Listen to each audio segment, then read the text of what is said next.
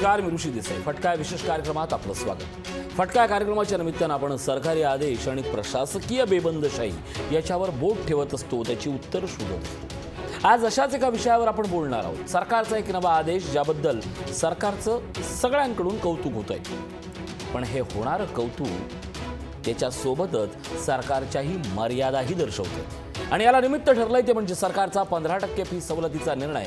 आणि याला निर्णय देणारे, याला स्वतःच्या निर्णयाला न जुमानणारे खाजगी शिक्षण संस्था चालक. यावरचा आजचा फटका, सवलतीचा जी.आर की पुन्हा सरकारची हार. देशासह राज्यातही कोविडनं हजेरी लावली आणि जगणंच ठप्प झालं. बाजारपेठा, नाट्यगृह, चित्रपटगृह, व्यवसाय, जिकडे पाहावं तिकडं सगळं जगणंच ठप्प झालं होतं. आणि या सगळ्यात शाळाही ठप्प झाल्या.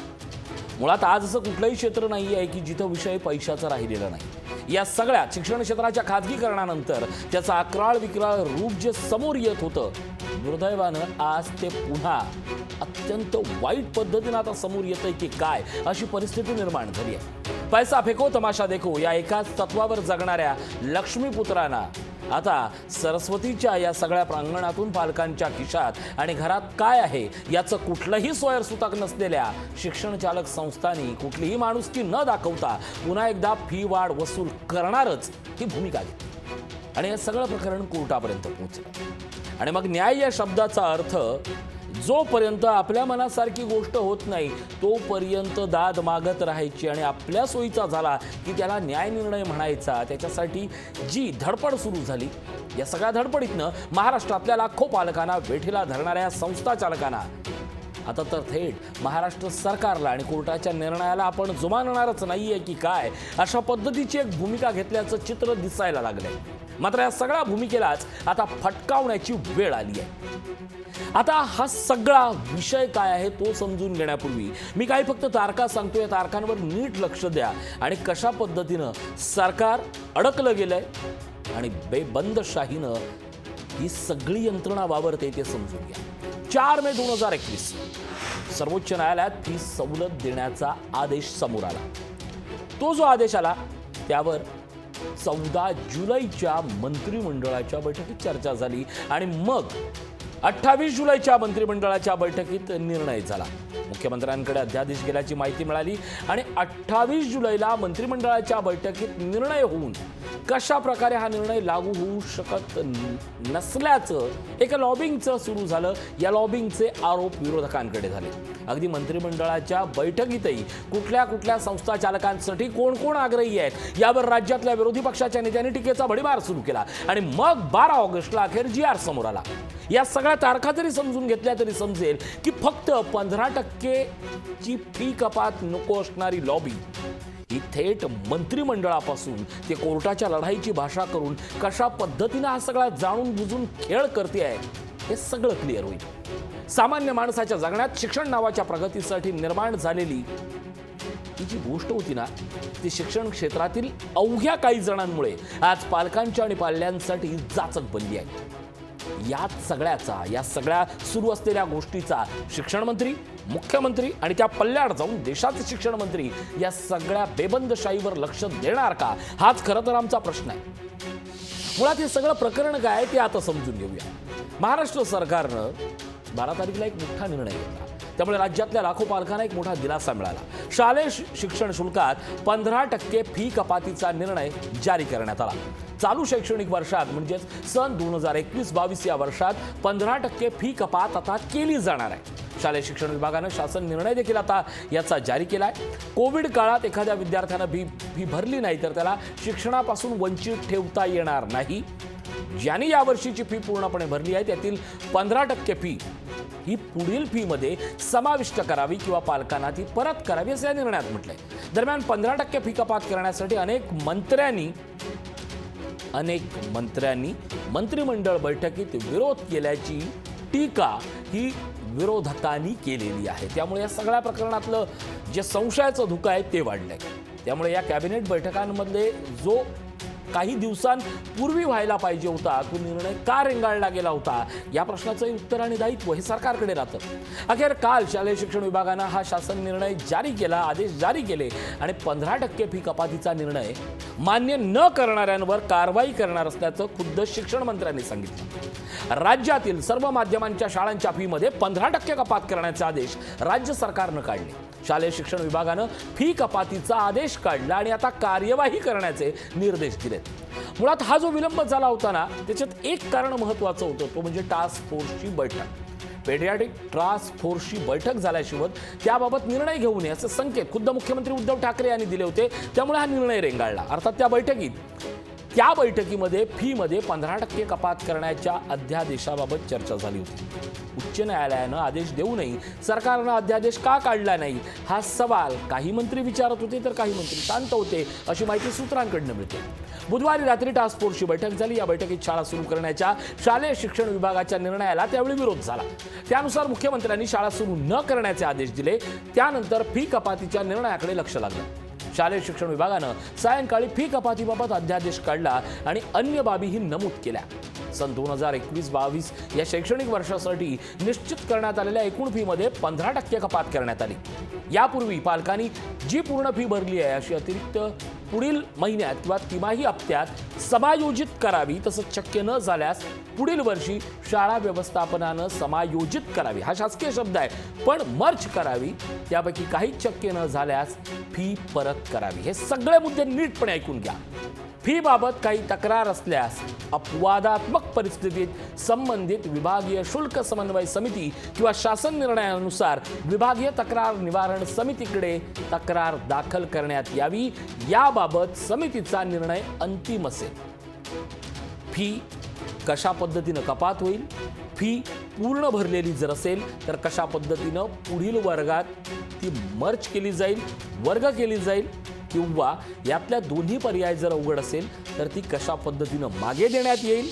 मागे देण्यात जर काही अडचणी झाली तर सरकारकडनं जी एक समिती नेमलेली आहे ती समिती कशा पद्धतीनं निर्णय देईल आणि हा निर्णय कोणावर कसा बंधनकारक राहील हे सगळं स्पष्ट आहे. पण तरी देखील विरोध होतो, विरोधाकडे येणार आहे. पण याच संदर्भातली आणखीन एक गोष्ट, कोविड-19 महामारीच्या काळात विद्यार्थ्यांनी शाळेची फी थकीत फी भरली नाही म्हणून त्याला ऑनलाईन शिक्षण किंवा प्रत्यक्ष शिक्षण नाकारता येणार नाही. ही गोष्ट शाळा, शाळा चालक, संस्था आणि शिक्षकांनी समजून घ्यावी.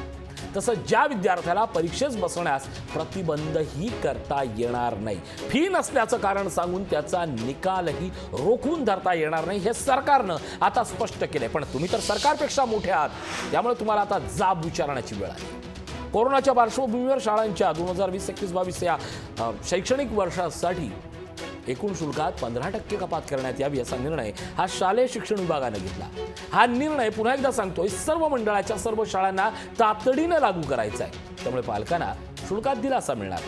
कोरोना काळात गेल्या 1.5 वर्षापासून शाळांचं कामकाज हे खरं तर ऑनलाईन स्वरूपात सुरू आहे. या काळात अनेक पालकांची नोकरी गेली आहे, वेतनात कपात झाली आहे, अनेकांना पगार मिळत नाहीये, घर खर्च कसा चालवावा हा प्रश्न मोठा झालाय. तरीही खाजगी शाळांकडे मात्र याचं कोणतंही सोयरसूतक नाहीये. शुल्क कपात करण्यात येत नव्हतं. हा मुद्दा मोठा झाला आणि त्याविरुद्ध आवाज उठला. दरम्यान हे सगळं ज्यावेळी आवाज उठला, याविरुद्ध सगळ्यात बोलणी सुरू झाली ती राजस्थानातील काही पालकांनी सर्वोच्च न्यायालयात पहिल्यांदा याचिका दाखल केली.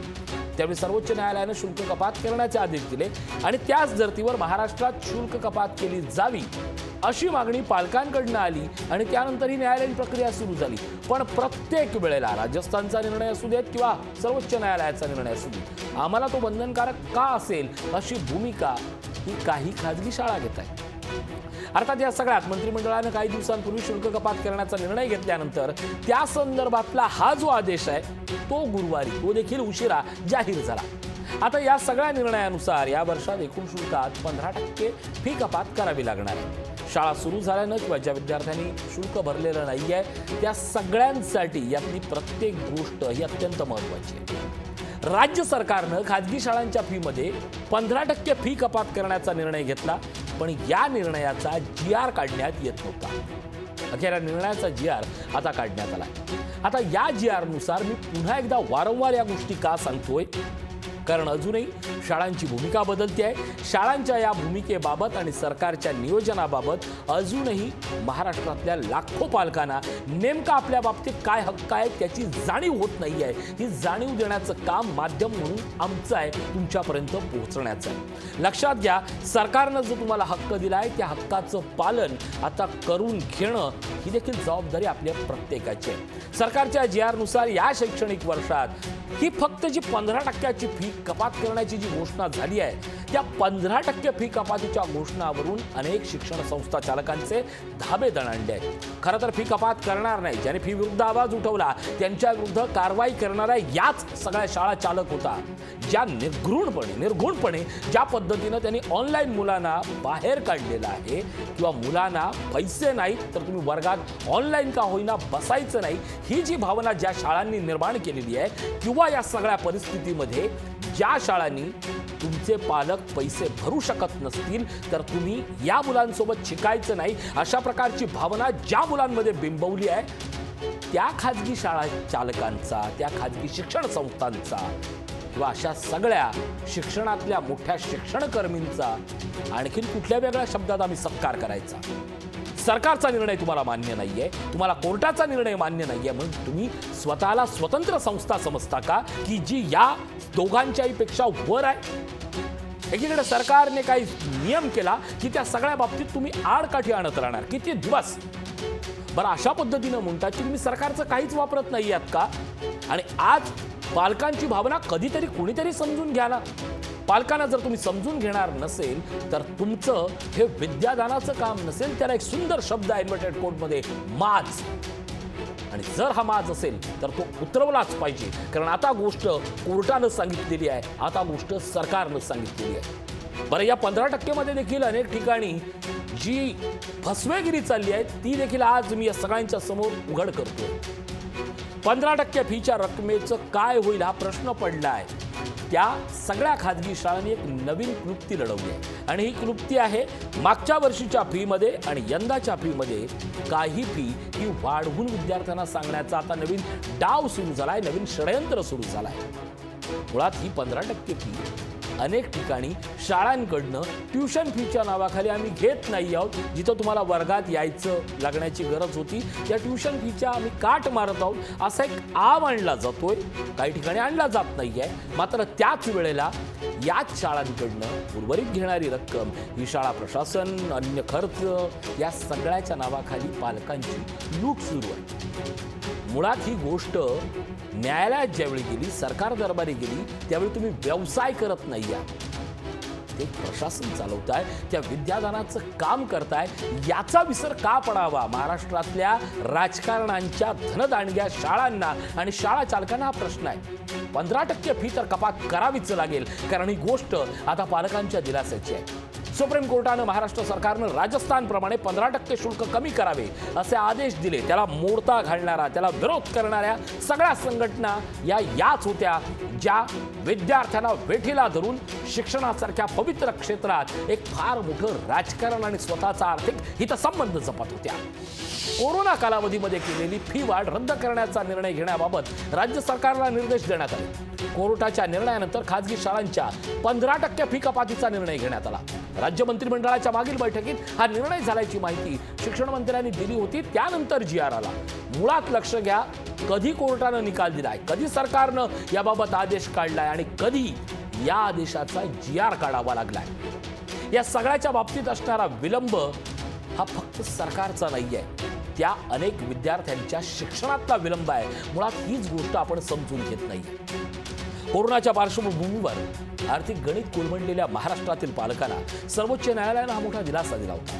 महाराष्ट्र सरकारनं राजस्थानप्रमाणे 15% शुल्क कमी करावे आणि कोरोना कालावधीत केलेली फी वाढ रद्द करण्याचा निर्णय घेण्याचा बाबत सरकारला निर्देश दिले। मुळात हा जो निकष आहे तोही आपण समजून घेतला पाहिजे। काळ कोरोनाचा होता, अर्थस्रोत थांबले होते आणि त्या परिस्थितीतही कुठल्या निकषांवर शाळा फी वाढ करत होत्या? एकीकडे पैसे देणारा माणूस त्याचा पगार होत नाहीये, त्याचा व्यवसाय थांबलाय, अक्षरशः लूटमार चालली होती. पण या लूटमारीच्या विरोधातही जर तुम्ही आडमुठ्यापणाची भूमिका घेत असाल तर तुमच्या प्रत्येक भूमिकेचं खंडन हे माध्यमांकडनं होतच राहणार. 22 जुलैला काय सांगितलं होतं? 22 जुलैची गोष्ट 12 ऑगस्टपर्यंत का खेचायला येण्याची वेळ आली? महाराष्ट्रातल्या पालकांना जो दिलासा मिळालाय त्यांच्या तोंडचा घास तुम्ही हिरावून घेणारे कोण आहात? सर्वोच्च न्यायालयानं खरं तर शिक्षणाच्या नावाखाली बाजारीकरण करणाऱ्या शाळा आणि त्यांना पाठीशी घालणारे अधिकारी नेते वर्गाला दणका दिलाय. तो दणका आता सहन होत नाहीये का? पालक जे बोलतायत त्याच्याकडे कधीतरी तुम्ही तरी कोणाचे पालक आहात म्हणून तर समजून घ्या. कशासाठी या निर्णयाला विरोध करतोय आपण? राज्य सरकारचा निर्णय समोर आल्यानंतर आता एका गटाकडून विरोध सुरू झालाय. राज्य मंत्रिमंडळाच्या 28 जुलैच्या बैठकीपासूनच खरं तर हा विरोध सुरू झालाय. या बैठकीत सुप्रीम कोर्टाच्या निर्देशानुसार खाजगी शाळांसाठीची जी शालेय फी कमी करण्याचा निर्णय घेतला होता त्यानंतर राजकारणाच्या आड असणारा शिक्षणाचा चेहरा आणि शिक्षणाच्या आड असणारा राजकारणाचा चेहरा यांचं एकत्रिकीकरण झालंय की काय असा सामान्य पालकांचा प्रश्न आहे ना, तोच मुळात या सगळ्या षडयंत्राच्या जिव्हारी लागलाय. शिक्षण मंत्र्यांनी घेतला ना फी कपातीचा निर्णय घेतला, पण फी कपातीच्या निर्णयाला विरोध करणाऱ्या चेहरे आणि या चेहऱ्यामागचे राजकारणी कोण आहेत आणि या राजकारण्यांच्या शाळा कुठल्या आहेत त्या सगळ्याबाबत आता हिशेब करावाच लागणार आहे. राज्य सरकारनं अधिसूचना काढल्यानंतर असं आणखीन काय वेगळं लागतं की त्या निर्णयाला तुम्ही आणखीन आव्हान देत राहणार? 15% फी कपात देखील तुम्हाला सहन होत नाहीये का? आणि तुमच्या या सगळ्या कृत्याला महाराष्ट्रानं तुमच्याकडे बघून तुम्ही विद्यादान करताय असं आम्ही म्हणायचं.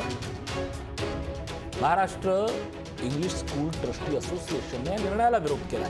त्यांची भूमिका ते मांडतील, पण भूमिका मांडताना पालकांचं मत देखील तुम्ही विचारात घ्या. ही पालकांची सर्वसामान्य भावना कोणी समजून घ्यायची?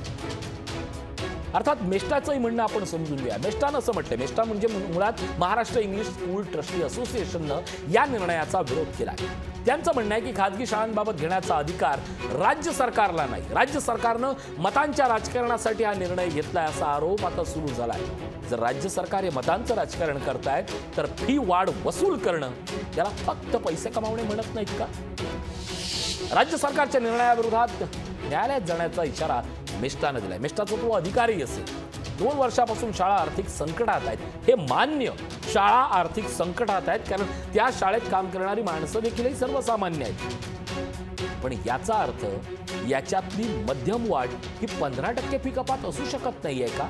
हा सवाल पालकांचा आहे आणि याला उत्तर आता पालक आणि अर्थात विरोध करणाऱ्या संघटना या दोघांनी आमने सामने येऊन दिलाच पाहिजे. आणि सगळ्यात महत्त्वाचं, शिक्षण मंत्र्यांनी कधीतरी शिक्षण या विषयावर राजकारण आणि कॅबिनेट बैठक सोडून या दोघांच्याही आमने सामने आलंच पाहिजे. अर्थात या सगळ्या विरोधी करणाऱ्या संघटनांनी आता आपली भूमिका ठामपणे मांडायचं ठरवलंय. ते हिवाळी अधिवेशनात कदाचित मोठा मोर्चाही घेऊन जाणार असतील. मी परत एकदा सांगतो, विरोध करण्याचा अधिकार प्रत्येकाला आहे. तो प्रत्येकाला अधिकार फक्त शाळाच्या संघटनांना नाही आहे तर पालक म्हणून प्रत्येकाला आहे. याची जाणीव दोघांनी ठेवायची. बरं, या सगळ्यात भरडणारा कोण आहे? भरडणारा आहे फक्त पालक. जर पैसे नाही भरले तर मुलांना शाळेतून काढून टाकणारा कोण आहे? त्याच्यावर परिणाम होणार तो कोण आहे? तर पाल्य आणि लहान मुलं. नागपूर विभागीय शिक्षण संचालकांनी 25% फी माफीसाठी आदेश काढला आणि तो आदेश मागे न घेतल्यास त्यांना न्यायालयात जाण्याचा इशाराही मेस्टानं दिला होता.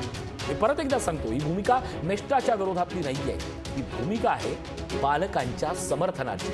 पालकांच्याही फार अपेक्षा मेस्टाकडून असतील ना. पालकांच्याही फार अपेक्षा सरकारकडून आहे, कोर्टाकडून आहे. त्या प्रत्येकानं अगदी 50% नाही सांगितलंय, फक्त 15% सांगितलंय. त्या 15%साठी जर आता विरोध होत असेल आणि आम्ही ऐकणारच नाही ही जर भूमिका घेत असेल तर या सगळ्यावर आणि या खाजगी शाळा, जे खाजगी शाळा मनमानी करतायत त्यांच्यावर सरकार म्हणून कोणी कारवाई करणार आहे का? हा पालकांचा सवाल आहे. बरं, याच्यात ज्यांचा विरोध आहे त्यांचं तर समर्थनीय बाजू आपण समजून घेतली पाहिजे. ज्या पालकांचे रोजगार शाबूत आहेत, ज्यांचे उद्योगधंदे सुरळीत आहेत, कारखानदार आणि 7वा वेतन आयोग घेणारे कर्मचारी ज्यांच्या उत्पन्नावर कुठलाही परिणाम झाला नाहीये, अशा पालकांना फी माफी का द्यायची नाहीये? हा सवाल ज्यांनी उपस्थित केलाय ना, ज्या शिक्षण संस्थांनी उपस्थित केलाय त्यांना उत्तर आता सरकारनं द्यायचं, कारण 7वा वेतन आयोग, कर्मचारी किंवा सदन स्थितीत असणारी माणसं कोण याचा निकष सरकारनं विरोध करणाऱ्या या संघटनांना द्यायचा. आर्थिक स्थितीवर परिणाम न झालेल्या पालकांसाठी भांडायला आम्ही त्यांचं दायित्व नाही घेत आहोत, पण ज्यांच्यावर खरंच परिणाम झालाय, ज्यांच्यावर फी भरण्यासाठी आणि ज्यांच्या मुलांना फी नाही म्हणून काढलंय त्यांच्यासाठी भांडणारं कोण नाहीये म्हणून आम्ही भांडतोय. दरम्यान या सगळ्यात शाळा जगल्या पाहिजे, शाळांचं काम पुढे सुरूच राहिलं पाहिजे. या दोन्ही बाजू समजून घेतल्यानंतर एक समजून घ्या, मुळात शाळा पालकांना का अडवते? कारण त्यांना ठाऊक आहे खाजगी शाळांना जर विरोध केला तर शिक्षण खात्यातून कोणीही त्यांना अटकाव करण्यासाठी थेट कारवाई करण्याची धमक ना काल कोणी दाखवलं होतं, ना आज कोणी दाखवणार, ना उद्या कोण दाखवणार. महाराष्ट्राचे राजकीय नेते हे स्वतः शिक्षण क्षेत्राशी संबंधित संस्थांशी निगडीत असल्यानं कोणी कितीही भाषणबाजी केली तरी खाजगी शाळांच्या भूमिकेला विरोध होणारच नाहीये. मुळात सरकारचा निर्णय घेताना कुठलं स्वतःचं धाडस नसल्यानं सरकार स्वतः बॅकफूटवर गेलंय हे स्पष्ट दिसतंय. आणि याचाच फायदा पालकांना लुटणाऱ्या शाळा घेत आहेत, म्हणून महाराष्ट्रातला पालक आज हतबल झालाय. हा निर्णय पालकांना अल्प दिलासा आणि अधिक फसवणूक करणारा ठरू शकतो. सर्वोच्च न्यायालयाचे निर्देश अत्यंत स्पष्ट आहेत. मात्र काही शाळांनी आधीच त्यांचं शुल्क 20 ते 25% वाढवले असल्याने या 15% कपातीतून त्यांना दिलासा मिळणार नाहीये ही गोष्ट आम्ही जाणतो. खाजगी शाळांची शुल्क निश्चितीची पद्धत सदोष आहे, त्याच्या विरुद्ध वर्षानुवर्ष बोललं जात आहे, पण पैसा कमावण्याचा हा मार्ग झालाय का हा प्रश्न मात्र ज्या क्षेत्राला विद्यादानाचं क्षेत्र म्हणतो तिथं उपस्थित होतो. त्यामुळे दुर्दैवानं सवलतीचा GR होतोय की पुन्हा सरकारची हार होते, या सगळ्याकडे माध्यम म्हणून आमचं लक्ष कायम राहील. आजच्या फटक्या विशेष कार्यक्रमात इथं स्थान त्याच्या बातम्यांसाठी पाहत राहा लोकशाही.